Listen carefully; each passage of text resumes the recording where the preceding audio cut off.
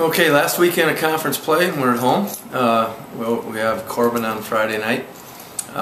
Corban's gone through kind of a bit of a change from the start of the season, and both these teams we haven't seen since the first weekend of conference. And at that time, Corban had one of the best players, Jordan Carter, was still playing for him. He ended up getting hurt the night before we played him. And that's changed them quite a bit. And it took them a little while to get readjusted to life without him.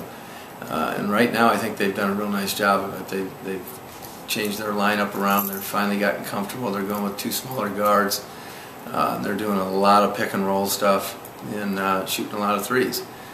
They surround the, they'll have one guy that'll pick and roll to the post, and they sort of surround it with a bunch of shooters, and you got to make some choices about where you're going to help and where you're not going to help. But they look real comfortable in what they're doing. It looks like they're getting the absolute most out of what they have. And that the pick and roll stuff will be a challenge for us to guard and to figure out where our help spots are. So they're not real big. We hope that we'll have a little bit of an advantage inside, and hopefully we can score inside a little bit more. But they're one of those dangerous teams because they can shoot a lot of threes and they can sure make a lot of threes. So we'll be ready for a battle on that one. And the second night is Northwest Christian, and while Northwest Christian doesn't have a great record, I think in their last 7 games, I think all those games have been somewhere between 5 and 11 points.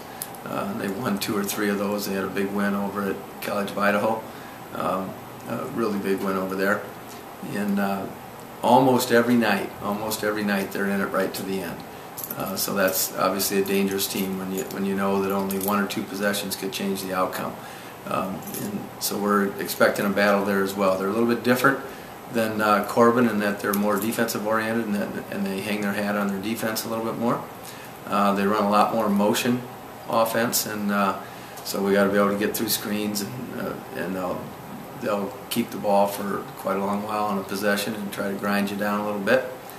So we'll have to be ready for that. And that second night's always a tough one to guard the offenses that are going to run for 25-30 seconds. So we got our work cut out for us, but we know it's a big weekend for us. It could get us into that 3rd slot pretty solidly, and hopefully if we can take care of a little business there, it might move us up a little bit in the rankings, and which would help us in our opportunities in trying to get to the national tournament.